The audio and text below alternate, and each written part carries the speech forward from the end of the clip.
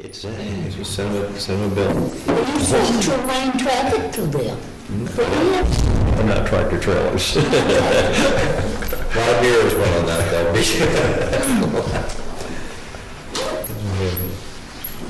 All right, we'll come to order.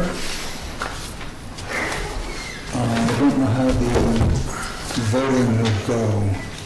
It's between you two. There's 8 of us at the table, so one will. I don't care. I don't care either. A lot of apathy in this group. Okay. Then, Kathleen, if you vote tonight, put that in, and then we'll have the roll call. Are you I'm pushing you along too fast? I'm good. No, Okay, you're we're going to okay. have the roll call now. The roll call, okay. John Allen. Present. Dick Bennett. I am. Scott Badger. Here. Sarah Kimball. Here. Kathleen Darley. Here. Lee Davis. Larry Siebert. Here. Bessie Harding. We're all here. You're here. Minutes of the last meeting.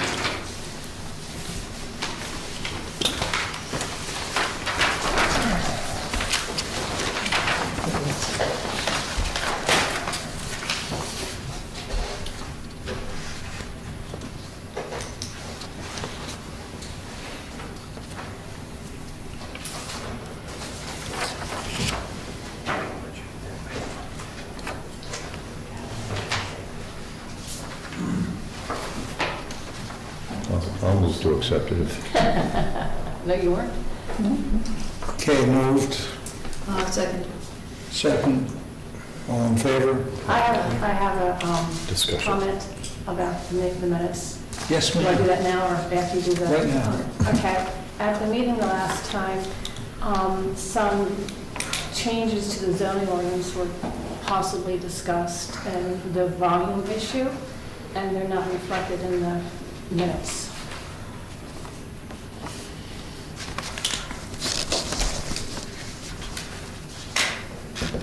I wasn't here, so I'll take help from the members that were present.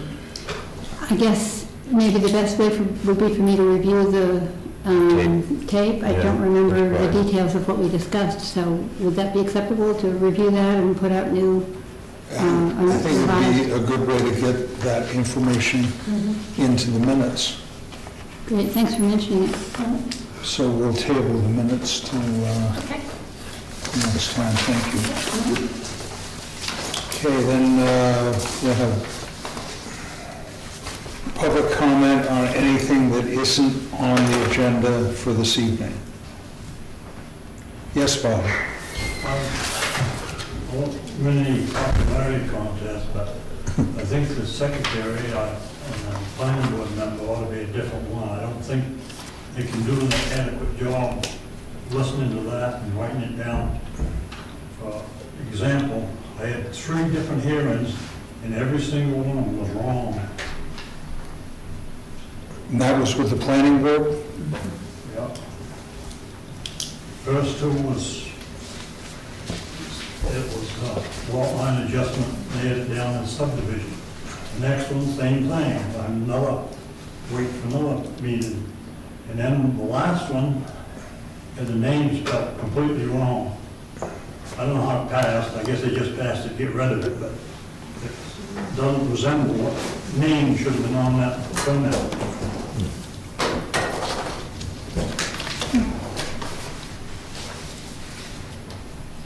Well, we've been going with our secretary for quite a while. There's no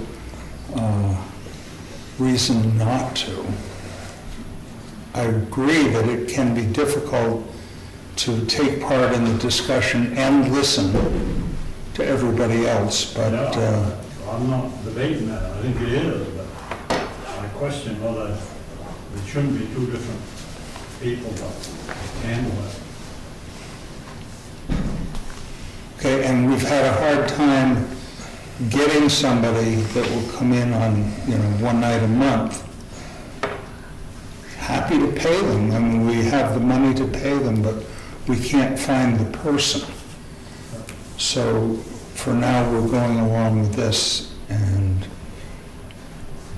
I suppose we could have another round of trying to find somebody that would come in one night a week, one night a month.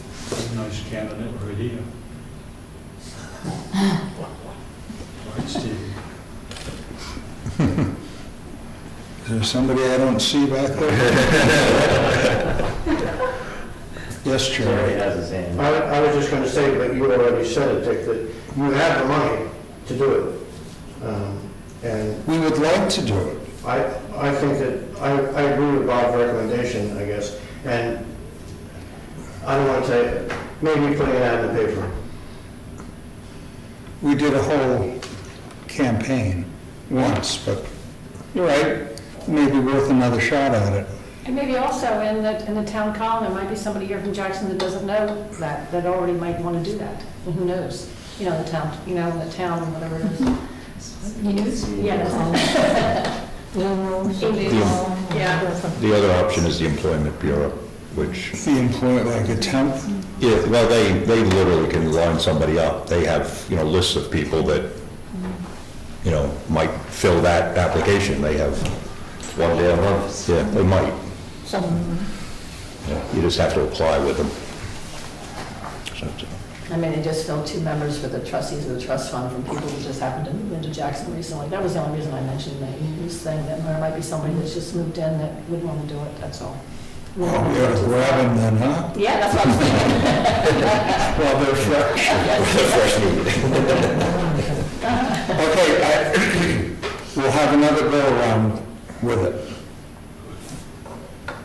That all sound acceptable? Do we have to vote on that, or can we just go ahead and Do it. do it? I think we'll just do it. Get her done. Okay, I have 2 things. A voluntary lot merger. Yurkovetskaya and Yurkovetsky.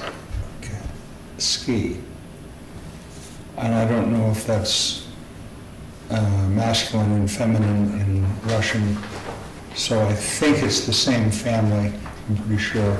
You're right, it is masculine and feminine in Russian. Okay, see?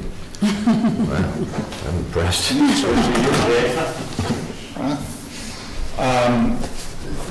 It's, I have the, okay, we'll come back to that.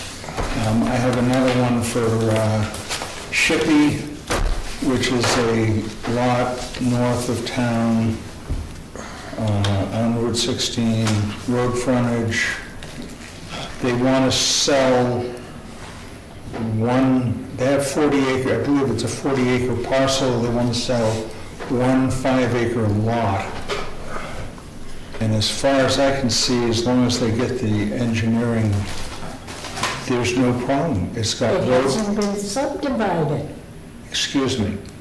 If they get the engineering, I'm going to say that again, if they get the engineering for the 5 acres, they have the road frontage, and I believe they can do it.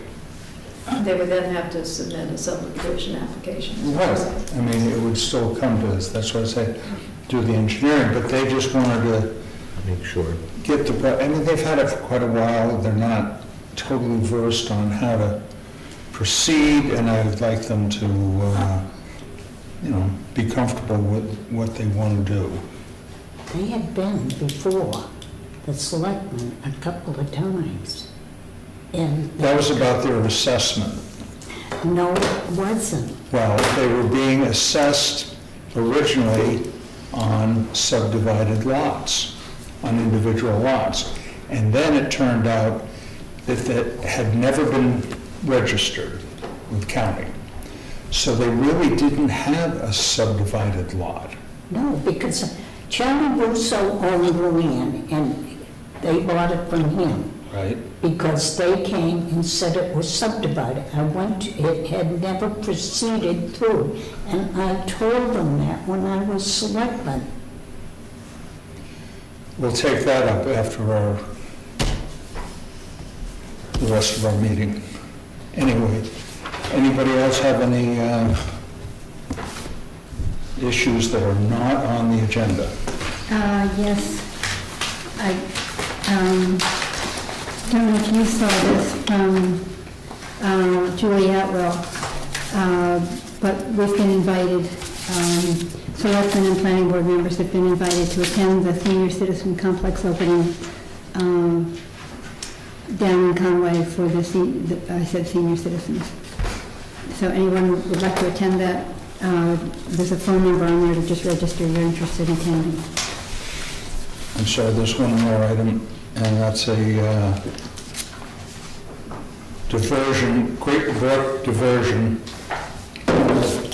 being submitted by Black Mountain on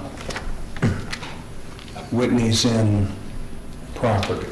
So it's the pond they want to, sounds to me like they want to eliminate using the sandbags that they had been doing to divert the water for snowmaking and put in a permanent, I believe they call it a grade beam with a timbered spillway, so that they would pull the timber, when they needed it, they put the timbers in and it diverts into the pond. They use it for snowmaking. They've got a permit for, I think, 1,700,000 gallons per day out of the brook for snowmaking, and I believe that it just cleans up that whole sandbaggy thing, but Where are they gonna put it?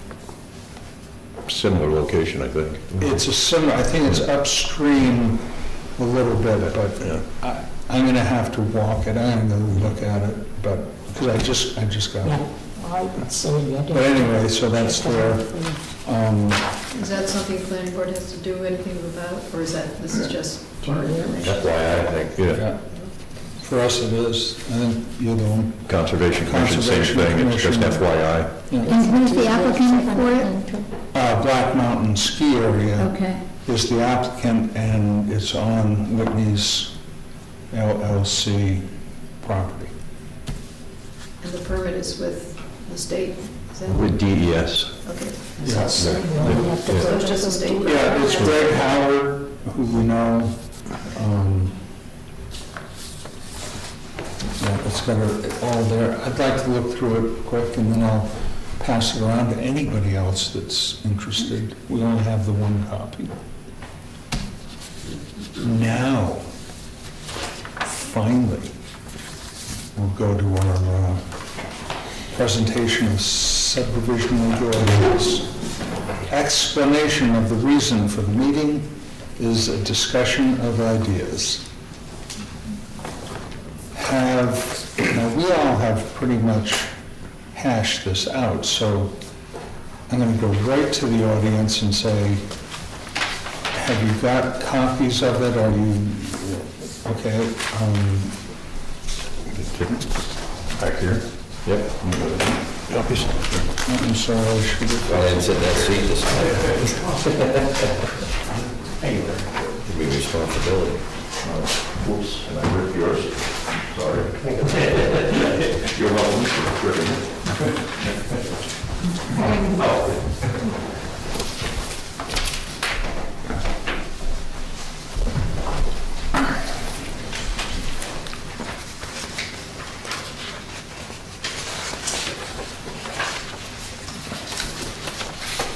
Does this show the changes for them? Taken on a piece of change. Yeah.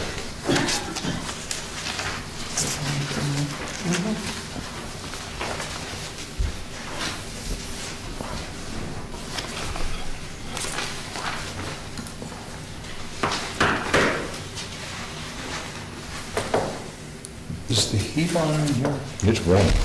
Yeah. Yeah, it is warm. Open it up.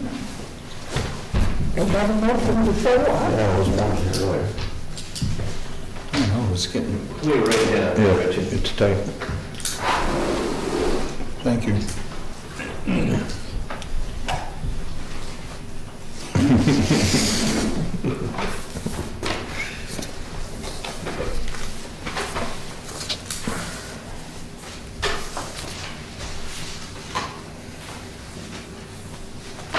So eliminating hammerheads, then I said, Yeah, the map. Adding it in fact. oh, I had mine blanked out, I thought you were taking And it I'm out. very bad. Very back, last page. There. I think maybe what you think is blacked out is actually just highlighted. The hammerheads weren't permitted before, and now they would be if this goes through. For it to be blacked out, I think it has a line through it. Yeah. And if it's They used- outlined, it's When they used to new. do that, they were taking it out, so Yeah. I assumed that's, seeing I wasn't at the last meeting.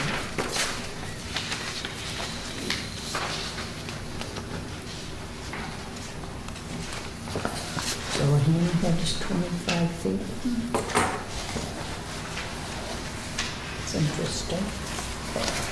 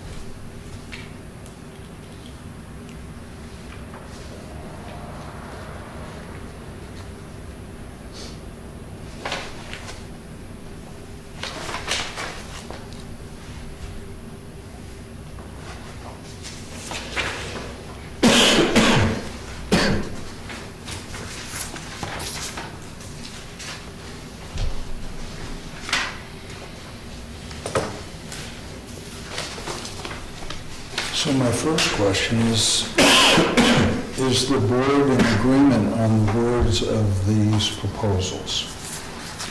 Does anyone come up with anything that they cannot get behind? No, we've gone over this a few times, I think. we are. I realize that, I'm just trying to formalize it by asking the question I right think we now. are.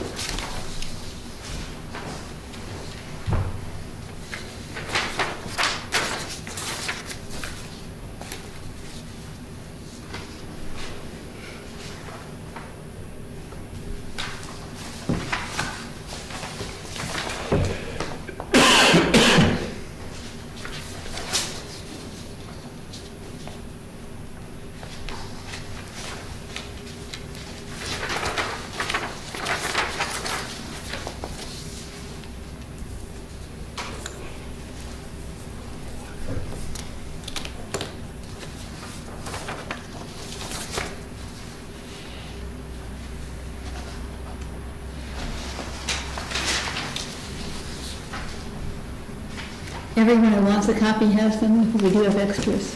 I believe that five of our spectators have a copy. Great. We can get one over the hand.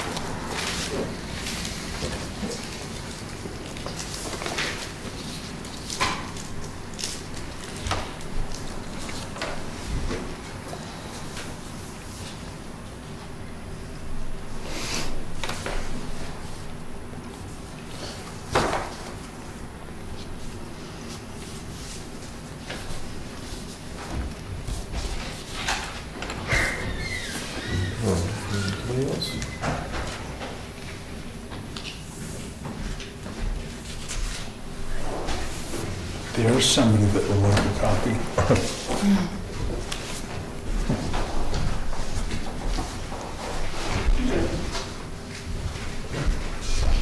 And there is a sign-in sheet going around. Okay, thank you. The dry cough there, Larry, huh? Yeah. Nagging me. So just for our information, when this is going to go on the warrant? No, actually, all that we need to, all the state regulations have for subdivision regulations is that when the planning board members come to a consensus about it, that there'd be a public hearing for people to be able to comment, and then either that same night or at a subsequent meeting, we can approve the minutes. Oh, then we can approve it and say, I mean, the minutes, the ordinance yeah, regulations. there it goes into our wording. Yeah, I guess it's not really an ordinance, it's just our regulations. I get it.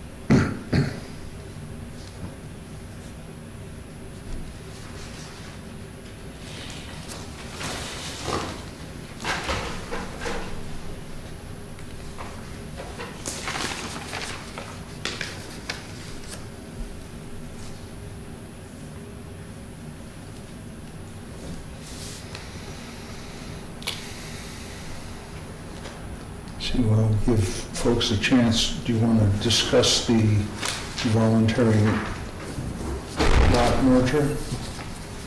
I don't want to rush these people for reading, but we could do this. It's on Valley Crossroad. Thank you. Already got one in my mouth, though.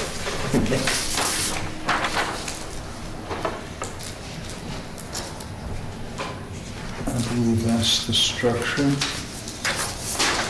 Nothing in the picture. No, maybe I didn't.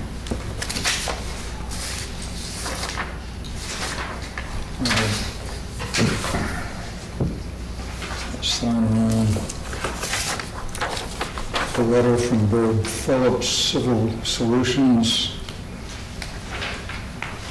As with all designs submitted to the town of Jackson, please provide minimum lot size calculations based on section 6 of the town's current zoning. However, it appears the lot will not support 4 bedrooms. The town's tax records and septic system files indicate that the existing house is approved for only 2 bedrooms, whereas the leach field is on a separate lot from the house. Please provide an easement between the lots or for the septic system construction, repair, and maintenance. Alternatively, your client might consider merging the lots, which would also resolve the issue.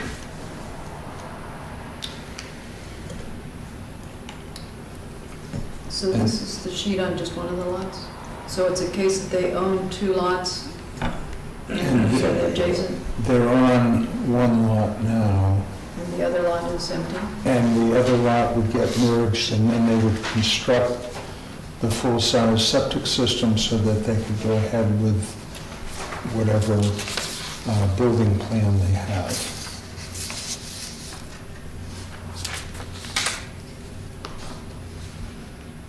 Okay. So this sheet that you're passing around is just the one lot? That's the only plat I have. Just the background of Mr. Picture. Romano.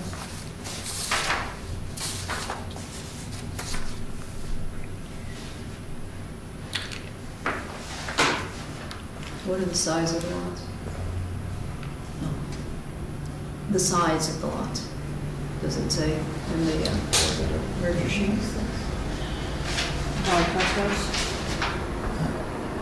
I'm not sure if it's on that. Johnny Nee's old house, is that this?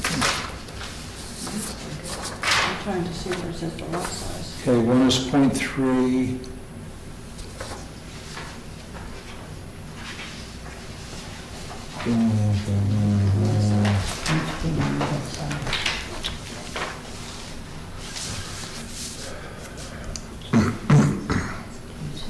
Size, is this what the size of the lot is? No, it's not. Doesn't say what the lot size is.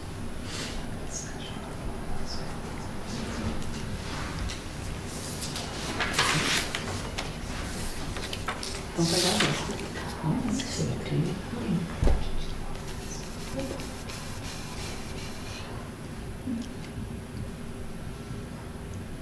This is what's in the house is right that way, but I don't see anything on this side. I think that Burr thought that with the merger, there would be enough area on the lot. There's the value of it, but it doesn't say anything about that.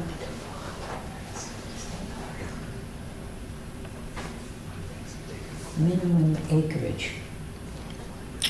One. 1 acre? Oh, That's all I can see for acreage. Just you can see that I'm not saying it.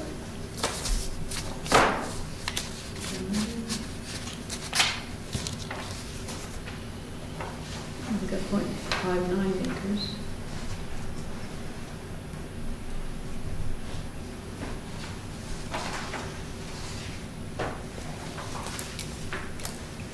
Okay, we better put it aside. I think their fans are ready to Pass.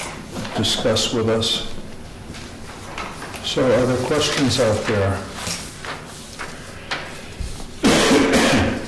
about the proposed changes?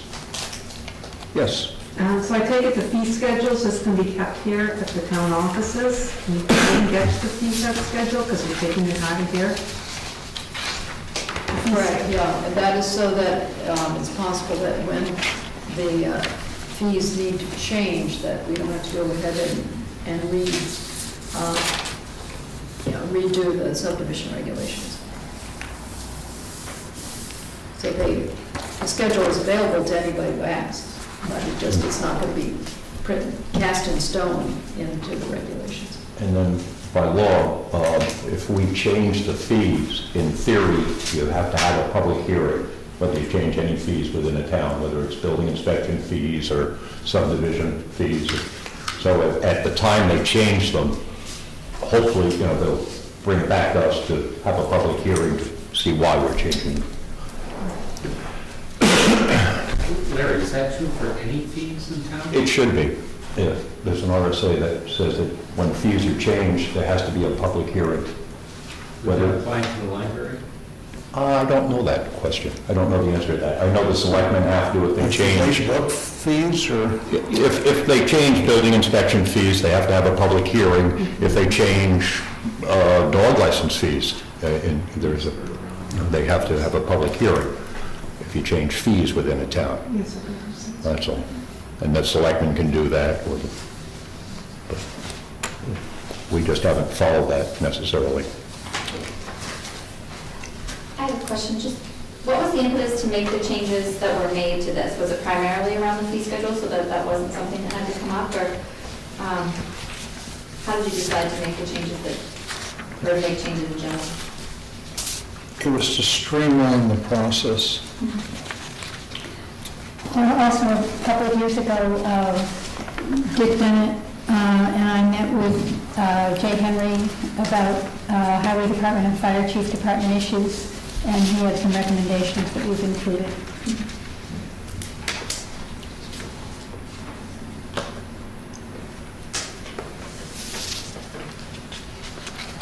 So essentially, over the years, suggestions come in as changes need to be made, and when it gets to be a certain number, then put them all together and have, one rule,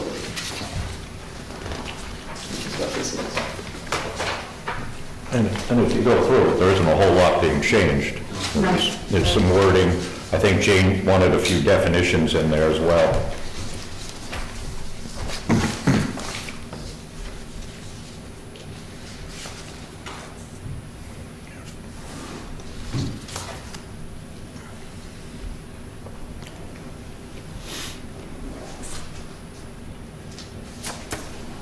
Okay, there's still 2 heads down reading, so I don't want to. The slow readers.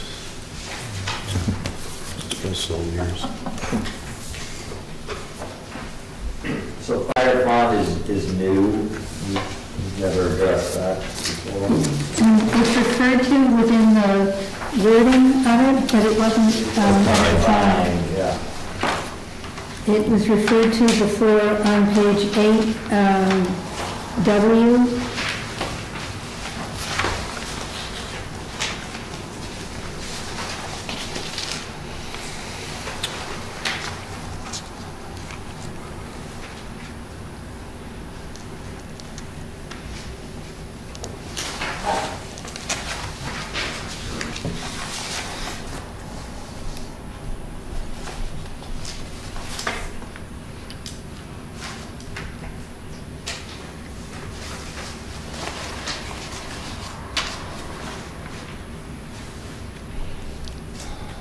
Jerry, have you found anything?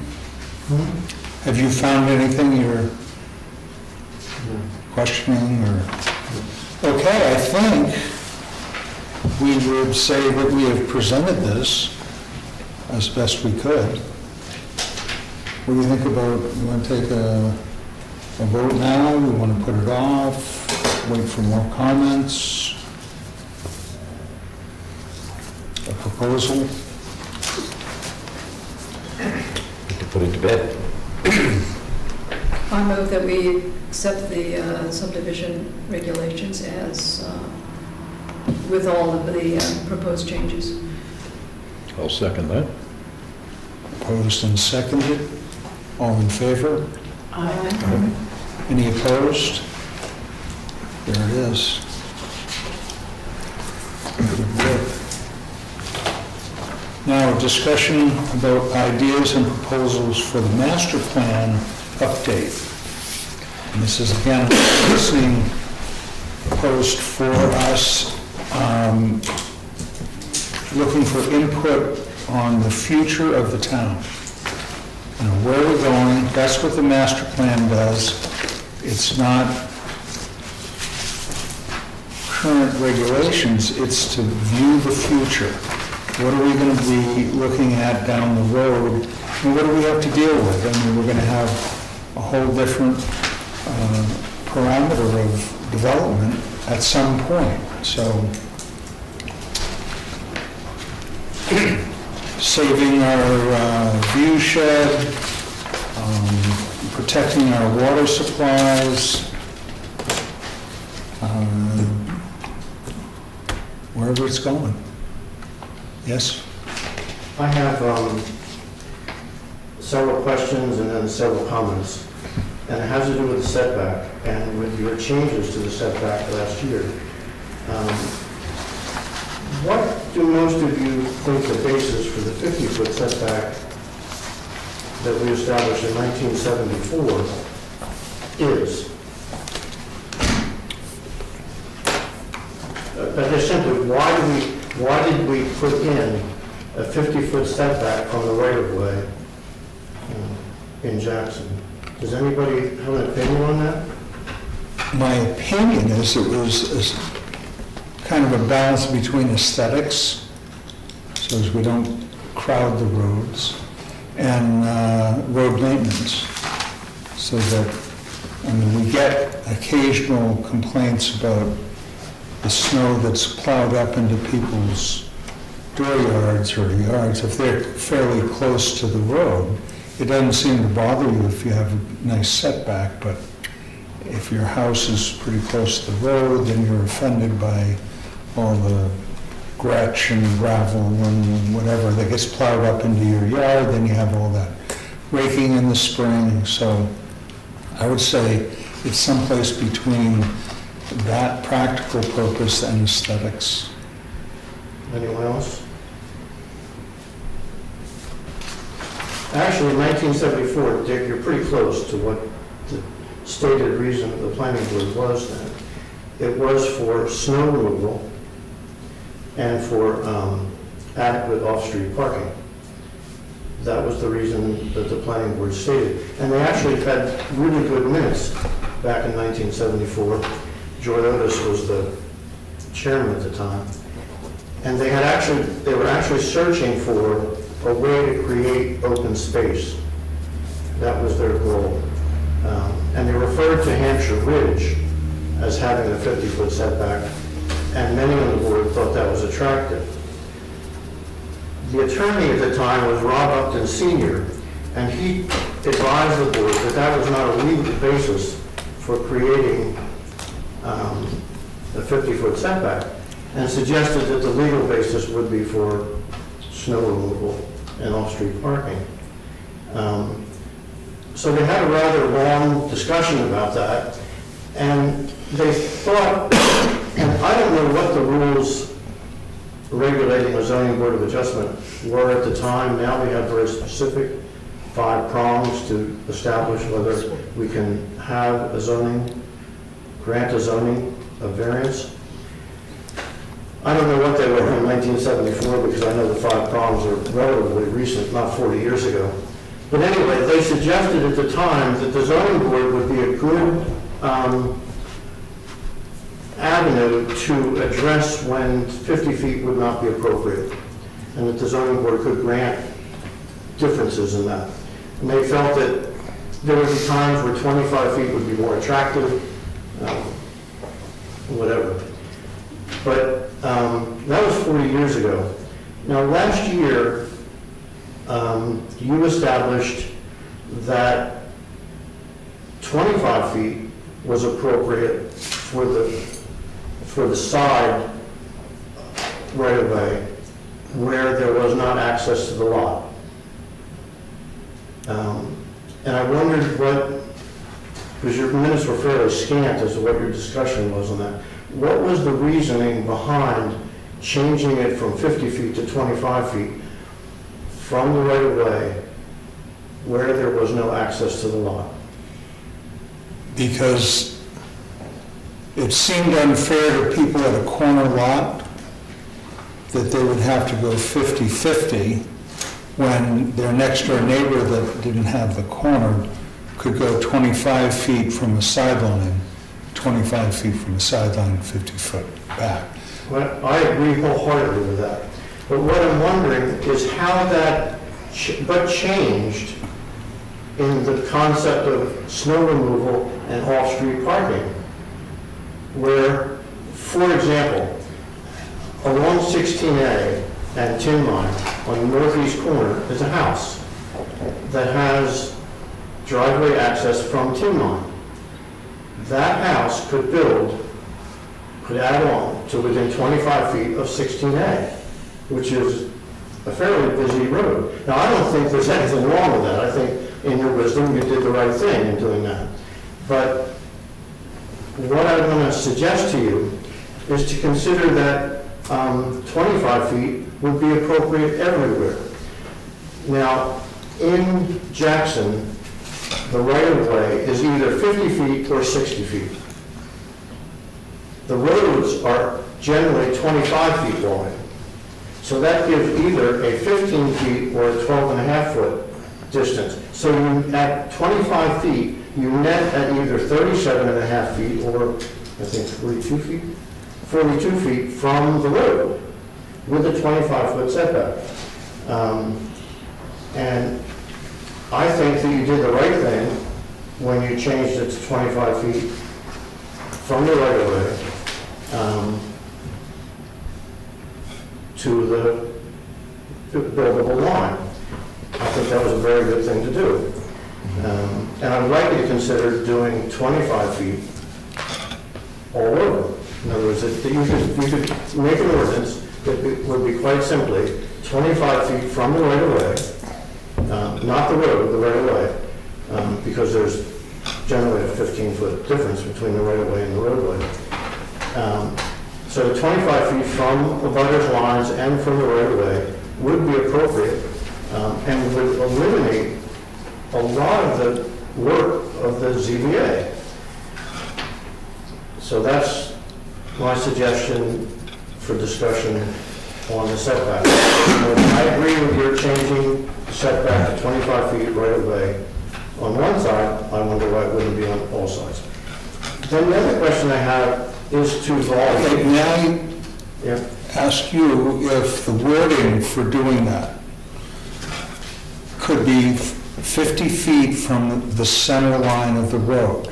Most of the roads are a 50-foot right-of-way. Right. So if you went 50 feet from the center line of the road, you have 25 feet of road right-of-way, and then the 25 feet to the structure. Right. Does that sound... I think that's excellent, and I would suggest that you ask both the town engineer and the road agent how they feel about that. That's the way many towns do it. I thought that that concept might be too outrageous for you to consider. But I think that it makes it so clear that, you know, it's one of those things that, well, if we can accept it, then it's so finite. I agree wholeheartedly. The other thing that that does, Dick, is that there are more than one place in Jackson where the existing road and the plotted road are different, as much as 30 feet, even on Tyrell. Yeah. And certainly in the Moon Road District. That would solve that issue very well. I would do a double backflip if you guys would adopt that. The other thing that I would... Let's adopt it right now. Yeah.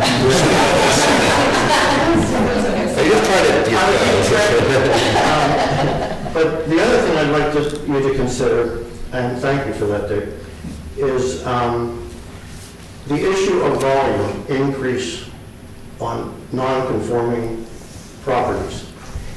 That was put in as a knee-jerk reaction, that's the best way I can describe it, to Snowflake Inn. That upset many people in town, their sensibilities, that expansion of that building occurred. And so they put in a change that said no non-conforming structure can increase its volume. Now, that's another thing that the ZBA looks at often. The most close example I can give you to that is across the street of the Dickey property, right across from the firehouse. That house sat in a derelict condition for 40-plus years. They came before the zoning board and were granted an increase of volume of that property. It looks excellent today. And so I think that, and the girls in the office can testify to this, that many people come in and look at older properties and say, what can I do with this to make it more habitable? And the answer is nothing, because it's a non-conforming lot. So I asked, what is the benefit to the town for the volume ordinance or zoning ordinance? How is there a benefit to the town to have that, first of all? And second of all, what would be the downside of eliminating that? Because you still have all the other issues like You can't make it more non-conforming by going closer to a setback line. You can't go above 35 feet. But there are many properties that could be, and I also think this gets to the affordable housing issue, because some of these older homes are rather affordable. And people could fix them up as they live in them and make them like bigger, like add a bedroom or something on the side that isn't a setback issue, and make it so that they could live in it. I think that's an easier answer to affordable housing than our affordable housing ordinance, for example. But that's my opinion. I just would ask you to consider or to look at the volume issue and see how that benefits the town, and if there would be a benefit to not having it. Most of the impact of that must be in the village district. Well, it's also on Tyrell and on Woodland Road. It's on Tyrell, it's any, how do you simply Right. like a houses move. Yeah. you know, simply wants a dormer on a chalet that's Yeah. in the setback. And I support his comments to the point that I supported it when we brought it forward, and it was exactly that, a knee-jerk reaction to the snowflake. But I've yet to see it help the town in any situation yet so far. Would help the town because we increase the tax base. You know, if you get more volume, you increase the, the value of the house. Right, so the restriction hasn't benefited the town, is what I'm trying to say. There are some property owners, like Bobby Mazur's property, when that house above her was redone, that was an issue, increasing the volume within the setback, and that would have impacted her property. They gone up to 35 feet within her 25 feet setback to her house.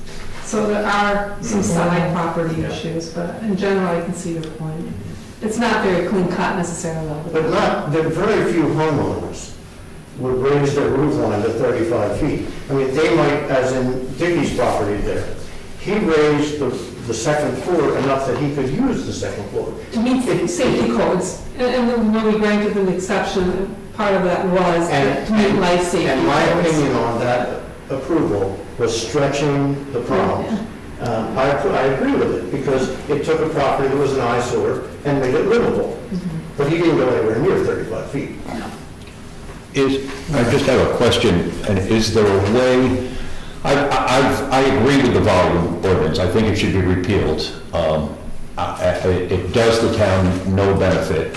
No one is going to build a 35-foot house. If you've looked at my shop, it's 3 stories and a cupola, it's only 23 feet high. So the odds of someone going to 35 are pretty small. But is there a way that we could craft a law that would allow for a volume increase up to 2-story or up to a certain point, so that you don't end up with the town of Cohasset, which I'm familiar with down in Massachusetts, where they took these little less than quarter-acre lots, ripped the house down, the tiny little house down, and they built these huge McMansions on it, and there's no side yard, there's 3 feet to the side, and they've got a tiny little front yard, and they have these monster houses. I wouldn't want to see that, but I see no reason why we should have, and it says here, there are 253 homes in Jackson under $200,000. 253. They can't improve any one of those. Nope. That's our workforce housing. 253 homes. The issue that you referred to within 3 feet of the property line, we couldn't do that in Jackson. Correct. But they still had to meet the setback. 25. And then the 35-foot, you have a walk-up basement and 2 stories, the angle roof, you're over 35. That's on a hill, and a walkout basement is a basement. Tell me how many flat lots are in Jackson. Is that on the chart?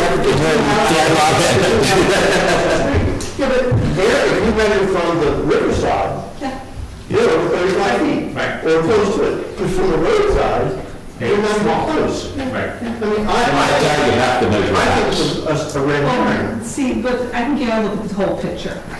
And you just can't look at just the volume issue without looking at the whole picture, because you will have people taking advantage of it. Is there a compromise? That's what I'm Is there a tweak in the law that can make it a little more reasonable? Well, it would be tweaking the wording. Can we get the wording so that it's concise, Correct. understandable? You gotta have it so, it isn't always up for interpretation.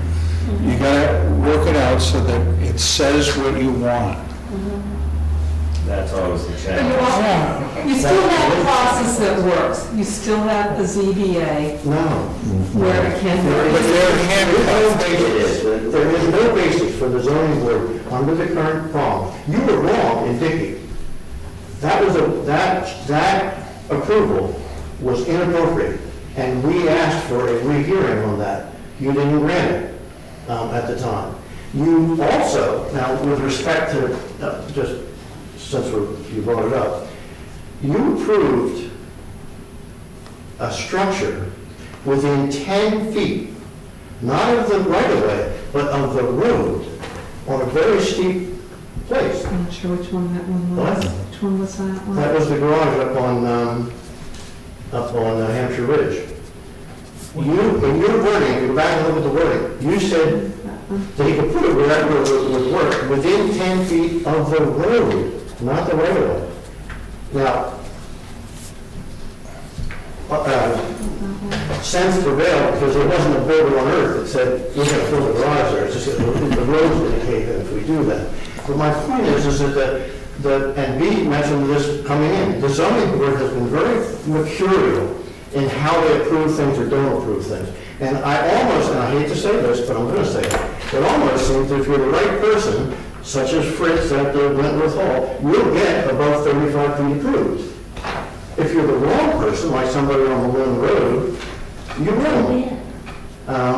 And that's a shame, but I see no benefit to the town for the restriction on volume increase. And if there isn't, I can't see, yes, things happen, 40 years, somebody's allowed to tear down a house and put up a chicken coop 35 feet high. I don't really think that'll happen, but if you want to put in wording that'll say a two-story home can be the result of a volume increase. There aren't many two-story homes above 25 feet. Are there? No. Well, I think that's going to take some time for us to craft the words. I certainly understand your intent. I think we could actually, if we wanted to work on it, we could do the 50-foot setback from the center line of the road right-of-way and get it on this year or next year's warrant. Good, I think it's. Because don't we have till February? At least January. January. So I think that, Meetings and stuff you have to schedule in, so that. I think it will take us some time to craft the wording of volume, but I think that we could do the 50-foot from the center line of the road, because it takes very few words to say that. Does that sound like a goal for us? Yeah, but also, Dick, when I'm sitting there in my office in there, I do hear people come in, and I do hear from Kevin, the building inspector. Houses up on Tyrol, young people come in, almost bought a house up there for $180,000. What can I do with them? I want to put a dormer in, a deck on. You can't do anything because of volume and setback rules. Now, I know we're dealing with the setback, which would be great.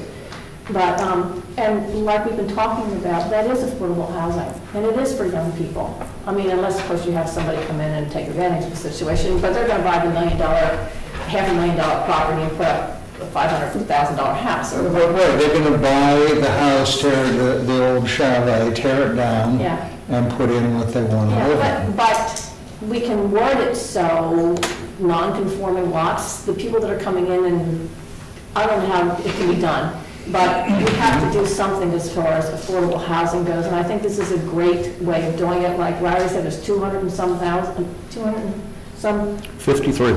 53 affordable housing. And none of them can be added onto?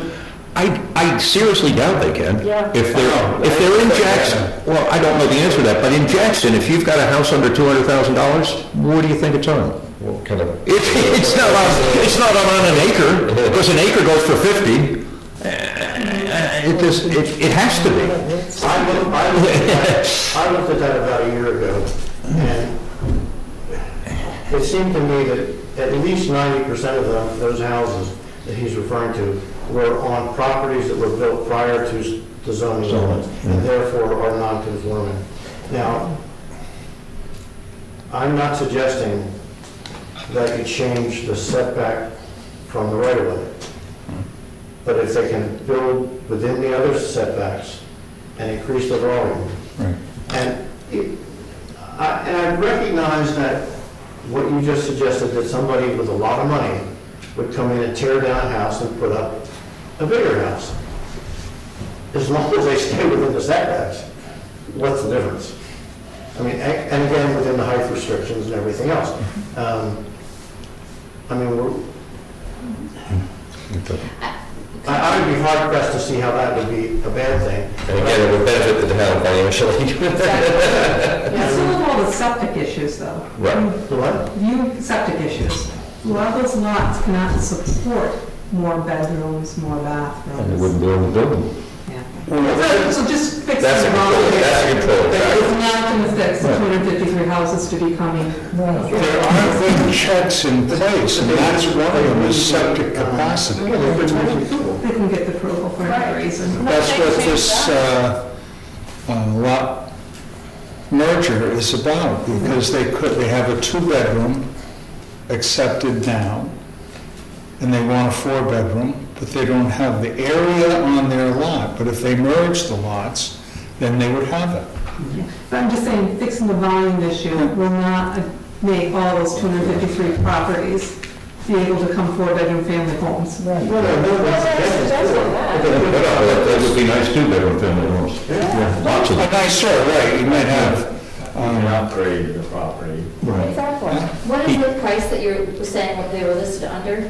$200,000. There are 253 homes in Jackson, under 200,000. We just had this. And I'm excited about the option of at least giving people the chance, but I just want to throw out that like a $200,000 home that needs $200,000 worth of work is not actually affordable housing.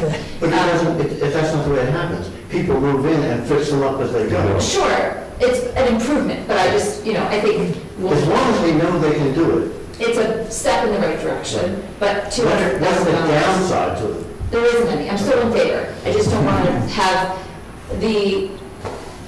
feel like we fixed the problem. No, you're not fixing the affordable housing. Right, we're just making. You're fixing the problem that allows people to say, now I can, and you have to sit in that office and listen to the number of times people come in and say. No, I'm in favor of it 100%. I just want to present the.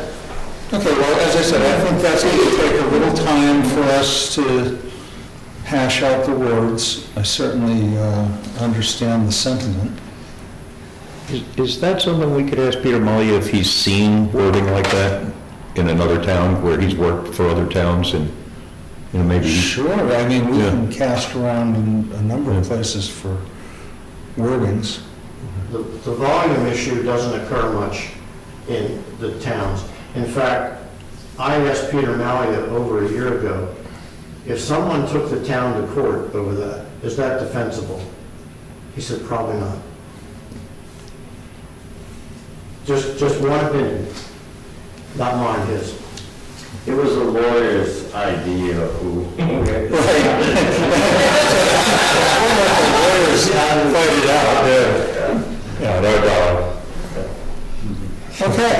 I've got one question on this. Going from the center line of the road, doesn't it make a difference if it's a state road or a town road and how wide the road is designed for? So, if you go from the center line to Route 16, that's a whole different issue than going from the center line of... I would like to talk to the road agent about that, because... And the engineer. You need And the engineer, right? Yeah, a little research to see, there must be a reason. And that might be clarified, when you. Most towns have that. Okay, if that's the predominant procedure in other towns from the center line that supports this, but I guess I'd be curious as to what other towns are doing before you create a new concept. That's all. I'd be careful, like on subdivision on Cameron Drive, that right away in the buried utilities, would you be getting pretty close on some sections of Cameron Drive from the center line of the road? No, that's a 15-foot right of way for. Yeah, I'd just be careful, it's not clear on the roads. Actually, it is clear in the state of New Hampshire. Well, the power company can get easements Right. But in- on your property. They don't have to observe all the. They can get an easement going from the trunk line through your property to your home. Right. The easement, the right-of-way is defined. In fact, in New Hampshire, and it's happened in Jackson, the law in New Hampshire is that if the road goes away, the property owners on either side of the road own the land to the middle of the road. Right. And that's happened in Jackson, by the way. Yeah, up in Black Mountain Road. And on Old 16. On my road, on my deed, I own the road. Maybe I should date it. Okay. More, come on. That's a lot to chew on. It is. And it's great, that's why I want more, because that's really productive. I mean, they're great ideas, and that's what we need. This is exactly the input we need to add to the master plan. Are you ready for a discussion on the master plan? It's 8:06. Yeah? I think we're, Well, I was searching to see, is there a draft for the master plan yet, or is it still in the working? Well, the master plan exists, as was written in 2003. Yep. And we have been working our way through it with suggested changes, most of them just updating it. Instead of saying the library should be built, now it is built. And there have been quite a few changes in the last 10 years to town. And so just the master plan will reflect that in the... Land a man on the moon. No? We've done that. Yeah.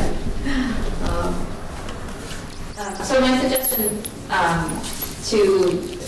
in addition to the master plan, is to really I'd like to see a wider net casted around affordable housing in Jackson and how we can more actively encourage affordable housing for young families. And it's just sad to see families that have been here and involved in the community and volunteering and active have to leave because they can't afford a house that is really ready for them to move into with a young family and then leaving. And as a landowner that has 2 children, I want to see the school continue. I think it's an important part of town.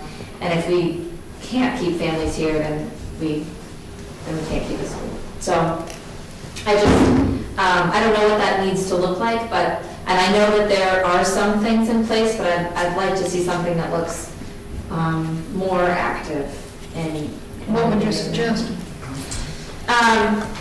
Whether there's, I don't know if there are ways to define areas of town, or a possibility of opening up some spaces to developers, or written in some way that, if the developer was to create.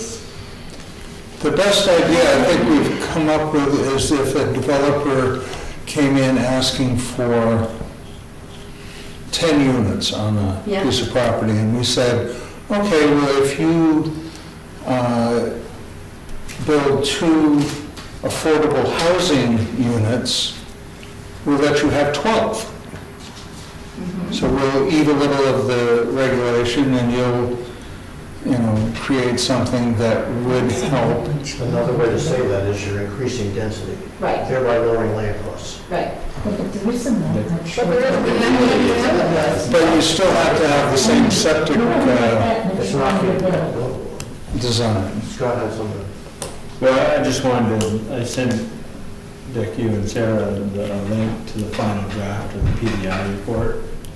And that report specifically looks at and makes recommendations towards increasing affordable housing, also increasing economic development in Jackson, as well as other towns in the valley. So, Is that completed? yes, yeah. And I printed off, I got copies of the sections specific to Jackson. Okay. I'm gonna pass.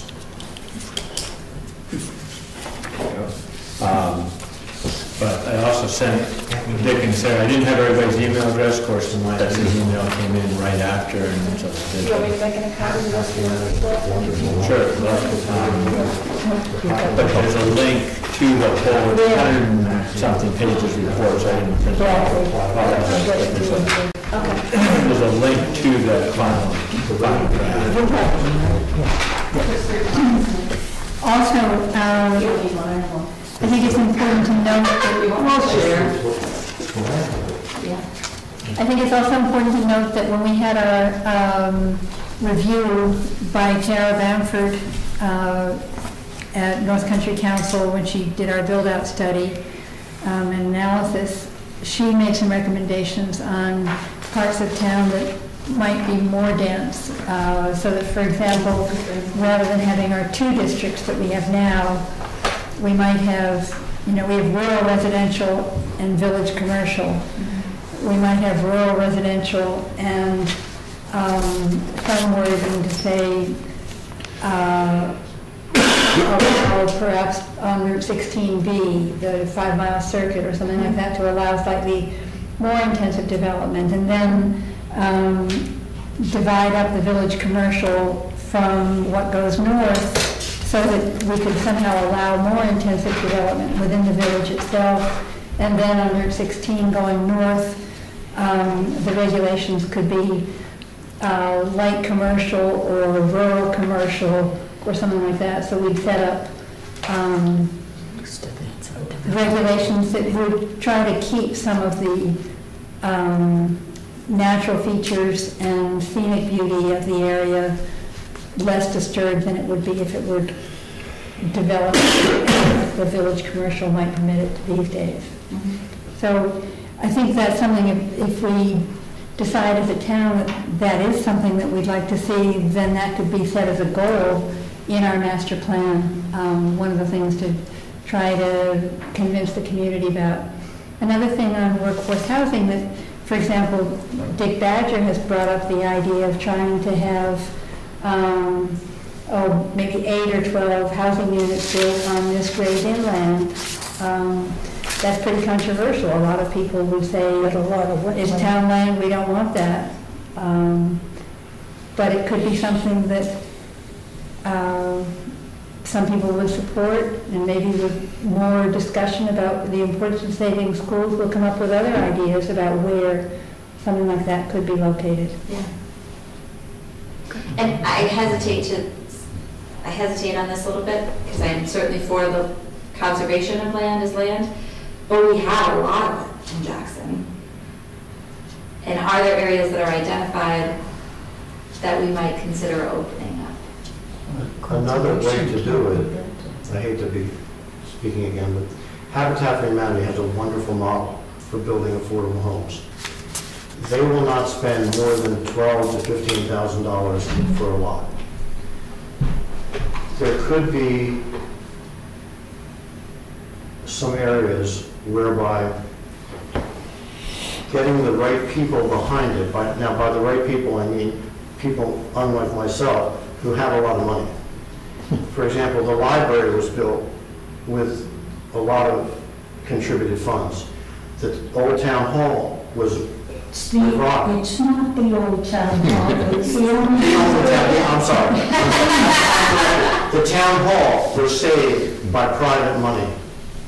Whitney Center was built with private money. Maybe, just maybe, we could get some of those people to say, okay, we'll contribute some money to purchasing 1 or 2 or 3 lots every 5 years.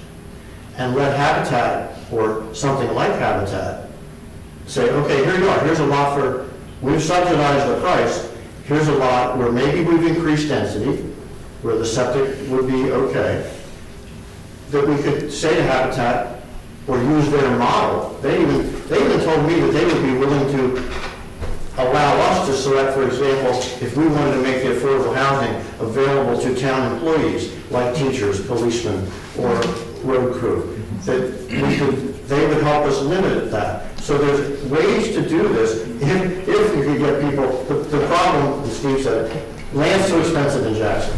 It just is. Almost like a land trust, but instead of towards conservation, towards affordable housing. Yes. A group that buys up land and then positions it towards, and working with Habitat for Humanity would be perfect. I mean, that I think would be a great, a lot of synchrony. There's another model that's really interesting. There's a thing called the Main Island Trust, I believe that's the name of it, that works over on Mount Desert Island. And they find out, for example, there's a young family who wants to buy a house in whatever town it is, and they can afford $185,000 or some number, let's say, and the house is actually available for $325,000. And that Main Island Trust apparently works with enough fairly wealthy people who have put money in and can subsidize the difference so that that one family can get that one house. And then when the family decides to move, there are restrictions on what they can actually sell the house for. And if it's sold for a particular amount that's higher, then the money comes back to the Main Island Trust. That's the way Habitat. Farmers Home Administration used to. They have a good format for. So that might be something really good for this town to try to work toward. And I would love to see better conversation about ways to be able to do this. That's something we actually talked about, to try to include in the master plan, something that would allow us to try to... SCP is chopping at the bit here to give some of her land to this. I'm teasing. I'm teasing. But there's the stumbling block, is where is that land? I don't think that it's always the public land that should get developed. I agree. I agree too on that one. I agree with that, should be the public land. Yeah. So does Tara Bradford. Yeah. Her last comment was just that. This was the build-out analysis. Ensure that adequate land is reserved for municipal facilities needed to accommodate future growth. So anyway, someplace in there, though, there's some ideas that will help us and give us words, and I think it'd be a great asset to the town. I'm totally committed to the school myself, and my kids are long gone. Right now, Habitat's going all the way down to Tamworth to find lots that are cheap enough that they can go on. The next house that we're building is all the way in Tamworth, so a lot of the volunteers are from up here and they come all the way down there. But it's Could use a lot of help. the what? Tamworth can use a lot of help. But Well, they can, I mean, that's not a rich town. yeah, no. Taxes are high, but if it's a rich. Another way also to keep or non-residents that work here in the town, that I think they should be given free tuition to our school as an incentive for coming and working here. We have town administrator people, we have the library lady, we have 2 young policemen in town that are going to be having children, as an incentive to want to work here in Jackson. They might not be able to afford it now, but as an incentive for them to come in to town. That's a good idea. I mean, we have we're not talking about 10 and 12 kids coming in, because nobody has 10 and 12 kids today, but a small amount of kids in order to say, hey, listen. Under current conditions, it would be 1 child. Yeah. Every kid we get in school. Everyone. Take it. I mean, the school board is the one that approached this with, but I'm not married with my wife. Not even worse than brother. Just as an idea, that was just throwing that one out, but I think that would encourage. It's a good idea. Yeah, and if not free, you could at least reduce the rate or something, you know. Well, the rate is absolutely ridiculous. Okay, I know my daughter happens to be the chairman of the school board over where they live in New York. And they're facing the problem about increasing the kids. She was the one that came up with, anybody that works for the town of Bolton Landing, your children are allowed to come for free. It has been unbelievably successful. They have K through 12 in one building with 400, so 200 kids. No, 200 children. K through 12. No, preschool now they have Yeah, it, preschool, yes. plus, to 12th grade. In order to Don't be able to- argue with her. in order to keep their school going, rather than having to merge with another town, which then ruin your community. And so they instituted free tuition. Anybody that doesn't live in the town that wants to send their children there is free. Now, they've also instituted the fact that if any surrounding towns, kindergarten through 5th grade, it will only cost you $150 to send your kid there. And from 7th grade to 12th grade, it's $500. And if you have 2 children in that age group, it's a question of working it out with them. Because they understand they need affordable housing as well, and they know how important the school is. So they have instituted that, and it's working very, very well right now, because you get those people in there, they're from out of town, the next town over sometimes. It's only going to cost them $150. It would be a good question to bring to the school board anyway, and I know that they've But kind of been working the through. issue with Bolton Landing too is that they have extremely high tax revenues because they're on Lake George. And those are all second homes, they don't have kids. Yeah. So they're begging, I mean, they literally want the kids to come, so it's a different. Well, I understand that, but the concept is, Right, I think the concept's great. But I see no reason why we shouldn't have a reciprocal agreement, at least with Bartlett. Why not? We need the kids. There are kids in Bartlett that would enjoy a smaller school environment. There are kids in Jackson that would enjoy a less, And live not a closer. large school, obviously, but a larger school environment. I think when And so long as the grades go up, they need a bigger school. But so long as there's no increase in overhead, increase in services costs, exactly. why not? Why not? Because, we cap it, we say up to X number of kids, for a particular year, and if there are kids beyond that, they would need to pay tuition. But I know within the Conway school system, because it's all Conway, anyone living in any of the Conways can go to any of the schools within a certain, again, a certain cap. I see no reason why we shouldn't. If there's space available. Yeah, I was going to say it. Space available, you'd have to limit your liability for transportation, because that's part of the education system, is the transportation to a school. So like with a town employee, it would give them a chance to bring their kid in and feel connected. Yes. And pick them up at the end of the day, or swap off with a spousal unit. And so I could see it working, but I think you'd have to be careful Of course. about your liabilities always. There's good lawyers out But I there. think that there's discussion that should be made about it, or discussed about it, and I think, the possibilities, and why not? Doesn't get, if we don't talk about it. Right, well, you'd want to open it up so that you have a coded kid come in, and it's not Well, that was going to cost I understand that, that's. the that's a town, whole different- $30,000. Yeah, and they dealt with that too, over there in Bolton Landing. Yeah. There's an exception that they have in their rules and regulations about that, because it's really expensive. They had to send them down to a town further south of there, the costs and everything else. But yes, there's ways of doing it. I think that might be challenged. I'm going to find out what the school needs, or maybe the school needs, whoever needs that, can find out what they're. No, I think it's a great suggestion, and I just know that it, again, have to be Oh, yes. very finely worded. Yeah. Joan has some. Isn't it another subject? I'm sorry. I'm going to start. Try and address the Now I can see lack of parking issue along Main Street here. Whether it's signage and redirecting to parking, or attempt to do anything about it. I for one, want it as part of the master plan.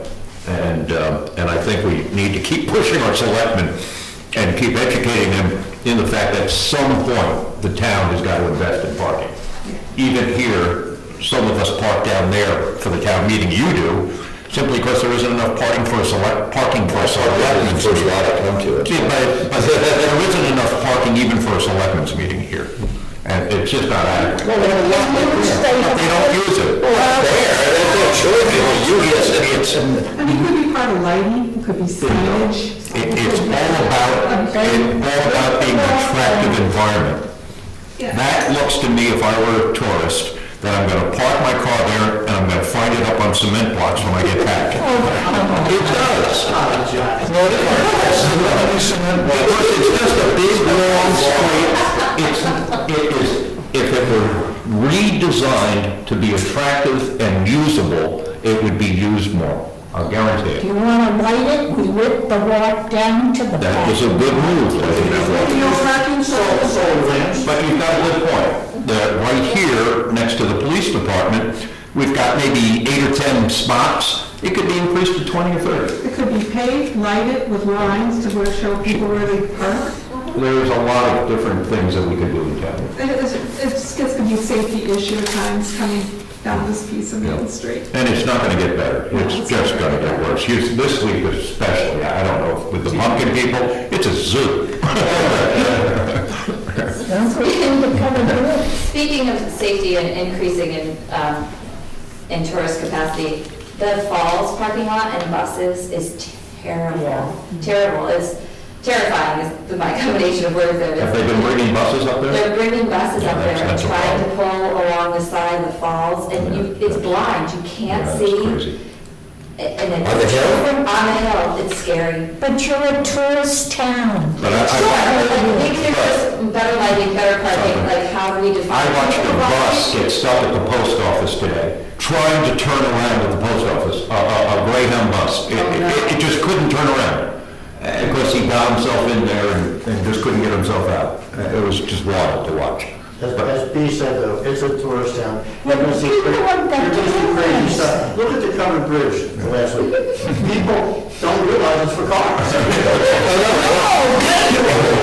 I mean, they're taking pictures in there, they're walking around like, oh, But if we're talking about what's to come, I mean, I don't think we're going to have fewer tour buses. We hope not. I mean, we want people to come, but maybe there are some ways to... I think there are some ways that we could improve the situation, including signage. And Or contact the tour companies to come up here and say, hey. lines. We could put shooters on turrets and eliminate some of them. But that part. But parking has got to be part of the master plan. Should be part of the master plan. If we're going to change the village district and make it a little bit more, we're working on trying to, increase business in the village area, well then, we've increased parking. It's a given. Where are you going to buy it? It's there. Thank you, and thank you for your openness to the conversation. It's nice to see Dick back. Yes, yes. Absolutely. So have we heard enough? Is all said enough? All right, they've said enough, we've heard enough. Where would that leave us? Out of here. He wants a motion. Make a motion.